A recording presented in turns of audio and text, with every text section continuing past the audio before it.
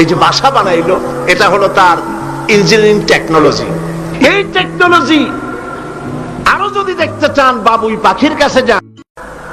বাবুই পাখিরে ডাকি, বলিছে চড়াই, উড়ে ঘরে থেকে করো শিল্পের বড়াই।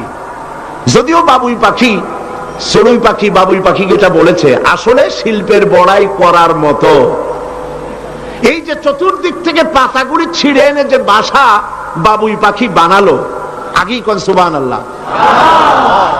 এই বাসা শুধু বাসা নয়, এর মধ্যে বেডরুম আছে, এর মধ্যে ডাইনিং রুম আছে, মাস্টার বেডরুম আছে, শুধু টয়লেট নাই। নিচ দিয়ে ঢুকবে, আবার ব্যাকডোর দিয়ে নিচের থেকে আক্রান্ত হলে ব্যাকডোর দিয়ে পালাবার ব্যবস্থাও আছে। এই বাসার ভেতরে কোন বিদ্যুৎ লাইন, পিডিপি বা আরইবি কেউ লাইন দেয় নাই, ফলে বেচারা অন্ধকারে তারা স্বামী স্ত্রী কনজুগাল লাইফ লিড করবে কি করে। সেজন্য ওর মাথার মধ্যে আল্লাহ এমন বুদ্ধি দিলেন, কিছু কাদা এনে বাসার ভেতরে কাদা লাগিয়ে জোনাকি পোকা 5-6টা ধরে এনে মাথা ভিতরে ঢুকায়া পাছা বাইর করে দিয়ে রেখেছে। অটোমেটিক জিরো পাওয়ারের বাল্ব তৈরি হয়ে গেছে।